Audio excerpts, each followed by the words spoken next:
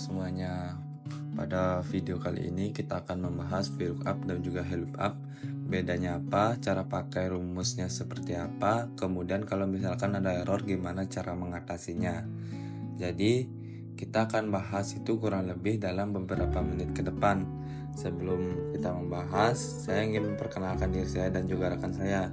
Dengan saya sendiri, Kada Gusti Dwi Putra, dengan NIM 25020100016, dan rekan saya Iputu Munggah Wirawan dengan NIM 25020100014. Jadi tidak perlu lama lagi, kita langsung ke poin pembahasan sampai kalian itu bisa langsung latihan. Jadi pertama-tama mungkin kita bahas dulu apa itu VLOOKUP dan HLOOKUP. Jadi VLOOKUP dan HLOOKUP itu adalah fitur yang keren banget di Excel, yang dimana kalian bisa mencari sebuah data berdasarkan suatu informasi yang bisa kalian pakai untuk mencari data di tabel yang lain. Simpelnya seperti itu. Langsung saja, misalkan di sini saya mempunyai data tanggal pemesanannya, nomor pemesanannya. Jadi saya ingin tahu nama customernya itu siapa, domisilinya itu di mana, serta lama pengirimannya itu tuh berapa lama. Di sisi lain saya memiliki data referensi di mana ada nomor pemesanan dari nomor 1, 101 sampai 110 yang menjadi kode nama customer dan jenis kelaminnya itu apa, serta domisilinya itu berada di mana. Pada tabel kedua, saya memiliki tabel yang sedikit berbeda, membentuk yang memanjang, di mana berisi data kota-kota dari setiap pelanggan, customer, dan lama pengiriman di setiap daerah seperti Jakarta yaitu 1 hari dan Bandung 2 hari serta yang lainnya. Jadi kedua tabel ini adalah tabel yang berbeda. Nah, di sini kita balik lagi. Di sini kita memiliki dua informasi, yaitu tanggal pemesanan dan juga nomor pemesanan. Data yang harus kita isi yaitu nama customer, domisili, dan juga lama pengirimannya. Di sini kalian bisa lihat ada data kunci, yaitu di nomor pemesanan, untuk kalian gunakan mengisi tabel nama customer, domisili, dan juga lama pengirimannya. Nah, kenapa nomor pemesanan ini bisa dikatakan sebagai kata kunci? Jika kalian balik lagi, kalian bisa melihat nomor pemesanan ini memiliki data, yaitu memberitahu bahwa Andi, nama customer dari 101, jenis kelaminnya laki-laki, domisilinya itu di Bandung. Jadi dari data ini kita tahu bahwa kata kuncinya itu ada di sini. Nanti kita gunakan untuk mengisi data ini. Seperti itu. Selanjutnya, untuk lama pengiriman, kita menggunakan domisili yang pada daftar tabel referensi agar kita tahu berapa lama pengiriman barang tersebut. Nah, selanjutnya kita akan membahas VLOOKUP dan HLOOKUP. Kapan kalian harus menggunakan VLOOKUP dan kapan kalian harus menggunakan HLOOKUP. Nah, VLOOKUP itu vertical lookup. Biasanya kalian gunakan itu untuk mencari data vertikal seperti memanjang ke bawah. Dan kalian bisa menggunakan HLOOKUP jika kalian ingin mencari data memanjang ke kanan seperti horizontal. Jadi yang dimaksud data vertical lookup itu adalah seperti ini, data yang memanjang ke bawah. Sedangkan yang dimaksud HLOOKUP itu seperti ini, data yang memanjang ke samping. Bisa juga ditambahkan seperti ini. Dan yang ini kalian bisa tambahkan ke sini. Yang mau saya bahas juga, kenapa sih VLOOKUP itu lebih banyak digunakan? Jawabannya simpel, karena data yang sering kita gunakan itu dibentuknya memanjang ke bawah, yaitu vertikal, bukan memanjang ke kanan, horizontal. Oke, selanjutnya kita akan mencari nama customer menggunakan rumus VLOOKUP karena data yang kita gunakan itu memanjang ke bawah. caranya seperti ini. Pertama kita ketikkan dulu rumus VLOOKUP. Nah, setelah itu Excel akan menginstruksikan kita langkah selanjutnya, yaitu lookup value. Value-nya itu berada di pada data tersebut, data ini.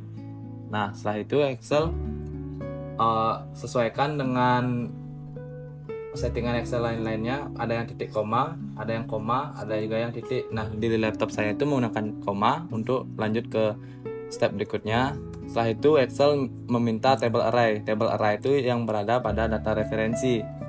Tabel yang dimaksud itu adalah semua tabel yang ada di sini. Jadi kalian blok dari ujung kiri atas ke kurung bawah.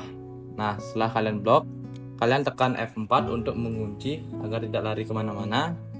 Selanjutnya, koma. Nah, cool index number ini kita menggunakan tabel nomor mana? Karena kita ingin mencari nama customer, kita gunakan tabel yang nomor 2. Kalian ketikkan 2, koma untuk lanjut. Lalu range lookup itu kalian gunakan 0 saja biar tidak error. Setelah itu kalian kurung, lalu enter. Nah, di sini otomatis akan tertera nama dari tabel data ini. Tinggal kalian tarik ke bawah untuk membagikan rumusnya. Nah, nama customer pun sudah berhasil dibuat menggunakan rumus VLOOKUP.